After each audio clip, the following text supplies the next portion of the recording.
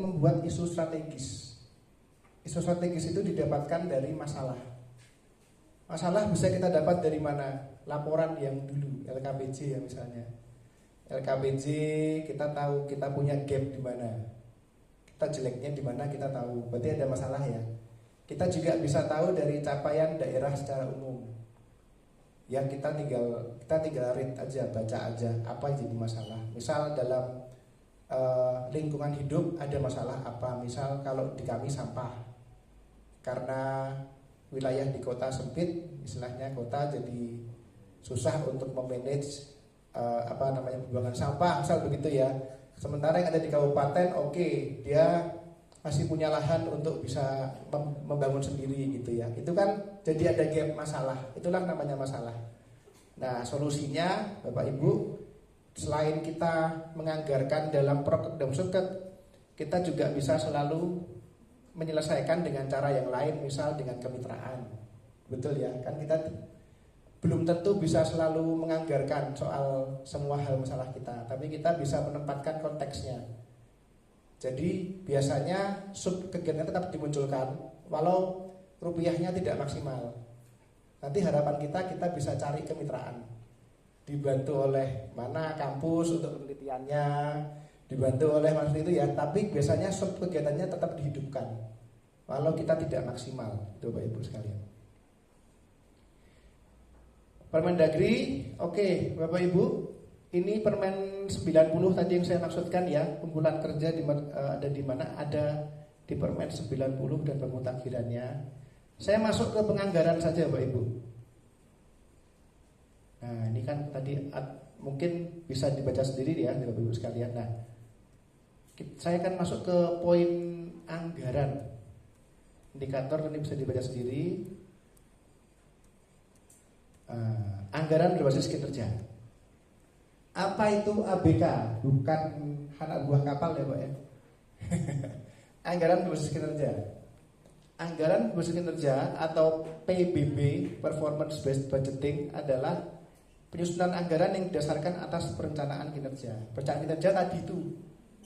Jadi anggarannya berdasarkan itu Bapak Ibu sekalian. Makanya saya tuh berusaha nyari materi yang tidak melibatkan keperencanaanan biar nggak pusing, tapi nggak bisa Bapak Ibu ya.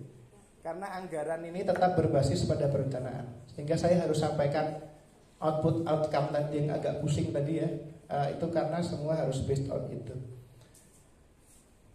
ABK terdiri dari program dan kegiatan, berarti dan sub-kegiatan yang akan dilaksanakan serta indikator kinerja yang ingin dicapai oleh suatu entitas anggaran atau budget entity. Entitas anggaran yang saya maksudkan, begitu kita ngesahkan APBD, kita menjadi entitas anggaran. Berarti kita bertanggung jawab atas anggaran kita. Kalau masih pagu, kita masih agak tipis tanggung jawabnya. Kita bertanggung jawab pada perencanaan, cascading, visi misi, belum melibatkan sumber daya uang gitu. Begitu APBD ada sumber daya uang, sehingga kita lebih berat tanggung jawabnya. Rompi tadi ya Bapak Ibu ya. Pengertian ABK, penyusunan anggaran dengan memperhatikan keterkaitan antara pendanaan dengan keluaran, tadi keluaran output, dan hasil yang diharapkan, termasuk efisiensi dalam pencapaian hasil dan keluaran tersebut. Dalam ABK diperlukan indikator kinerja, standar biaya, dan evaluasi kinerja dari setiap program dan jenis kegiatan. Paradigma lama, dulu mungkin ada yang masih mengalami, kayaknya dari wajah-wajahnya enggak ya, semua muda ini. Ada yang pernah mengalami periode dulu ada namanya belanja rutin dan belanja proyek. Pernah. Bapak masih ngalami seniornya gitu. Saya masih pas masuk pertama masih itu dulu laporan keuangannya saya masuk 2006. Masih laporan keuangan 2005 masih kayak gitu. Belanja rutin dan belanja pembangunan. Tapi setelah itu ganti belanja nggak langsung dan belanja langsung ya Pak. Setelah itu kita pakai permen berapa itu saya lupa. Yang 2006 tuh. Kemudian ada paradigma baru penganggaran dengan ini tadi pas pendekatan anggaran terpadu dan termasuk anggaran kinerja. Nah, Bapak Ibu, fokus pengukurannya oke. Berubah dari besarnya jumlah alokasi sumber daya dari besarnya menjadi hasil yang dicapai dari penggunaan sumber daya. Tapi menurut saya tidak sepenuhnya kita mengkontrakan kinerja dengan serapan. Betul ya? Tadi yang saya sampaikan, karena serapan juga bentuk pertanggungjawaban kita. Kualitas serapannya yang harus kita tingkatkan dengan kita kawal terus. Jadi kita tidak menyalahkan serapan juga gitu. Karena dengan kita memainkan serapan terus, bisa jadi kita seperti ngakali APBD. Padahal APBD itu sudah disahkan. OPD yang bertugas menangkap kita kalau kita melanggar perda siapa? Satpol PP ya. Nah, kalau kita melanggar perda APBD ditangkap Satpol PP enggak? Joknya begitu ya. Kita melanggar perda ini harusnya rapat atau enggak rapat, ya kan?